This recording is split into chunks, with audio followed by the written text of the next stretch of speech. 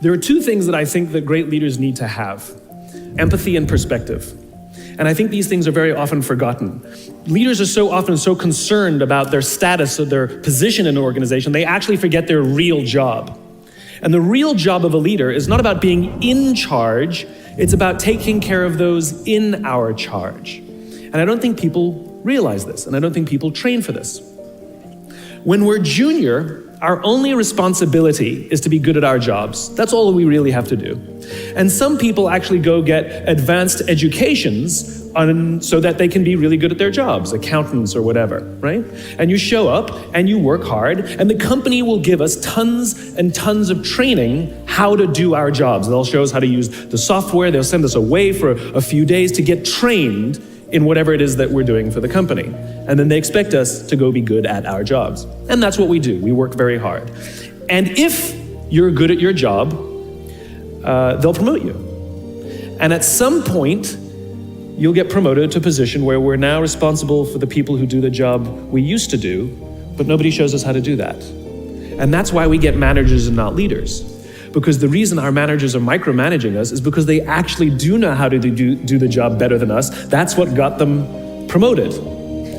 Really what we have to do is go through a transition. Some people make it quickly, some people make it slowly, and unfortunately some people will never make that transition at all. Which is we have to go through this transition of being responsible for the job and then turning into somebody who's now responsible for the people who are responsible for the job. And as I said before, one of the great things that is lacking in most of our companies is that they are not teaching us how to lead.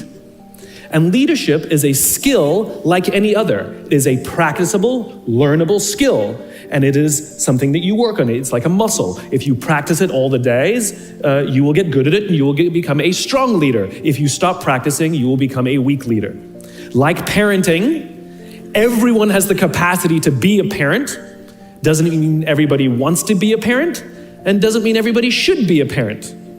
Leadership is the same.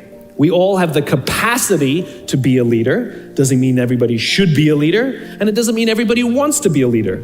And the reason is because it comes at great personal sacrifice. Remember, you're not in charge, you're responsible for those in your charge. That means things like when everything goes right, you have to give away all the credit. And when everything goes wrong, you have to take all the responsibility. That sucks, right? It's things like staying late to show somebody what to do. It's things like when something does actually break, when something goes wrong, instead of yelling and screaming and taking over, you say, try again. When the overwhelming pressures are not on them, the overwhelming pressures are on us. At the end of the day, great leaders are not responsible for the job. They're responsible for the people who are responsible for the job. They're not even responsible for the results. I love talking to CEOs and say, what's your priority? And they put their hands on their hips all proudly and say, my priority is my customer. I'm like, really? You haven't talked to a customer in 15 years. There's no CEO on the planet responsible for the customer. They're just not. They're responsible for the people who are responsible for the people who are responsible for the customer.